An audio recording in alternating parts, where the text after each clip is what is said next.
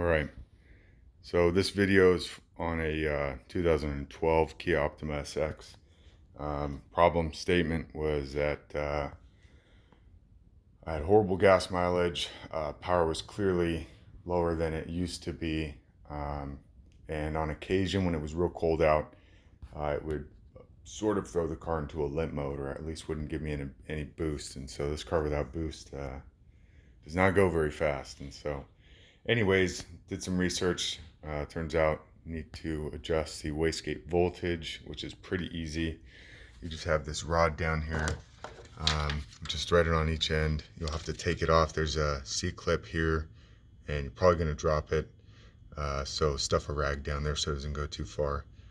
And then on the other end of that rod, it's got a 10mm nut, and that's attached to the actual motor.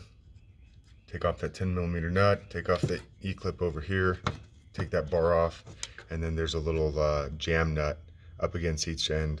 Release the jam nut, maybe make some marks on the bar and the ends themselves, and that way you kind of know where you started and you can count your turns. You release the jam nut, back it off or in, depending on what your voltage is. If it's super high like mine was, 4.7, I had to put them in so they were closer, so I screwed them in.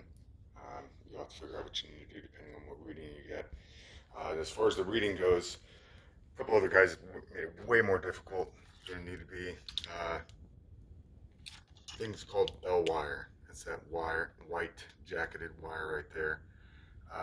Bell wire is solid core, and it's super easy to get, extremely cheap.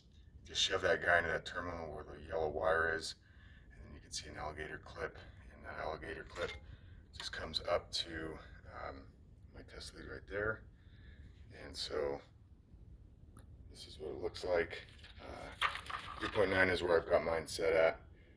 You want DC, and depending on the temperature, the coolant temperature of your car is going to dictate where they recommend you set the voltage at. Mine was 3.9 to 4.1. I'm just going to set it on the low end since it tends to grow anyways. That way it'll be a long time since I have to do this job. And oh, for grounding my lead, you can put it anywhere, but I just stuck it on the alternator housing because the aluminum makes good conductivity. So anyways, it doesn't have to be that hard. Once you get the set, that bar set right, put everything back the way you had it. There's a couple washers and stuff. Be careful, they drop easy. Yeah, pretty straightforward. Oh, again, this bar down here needs to be moved all the way to the right when you take this reading. If you move all the way to the left, you get down to nothing. That's millivolts. And all the way up, 0.9. So hope that helps someone. Good luck.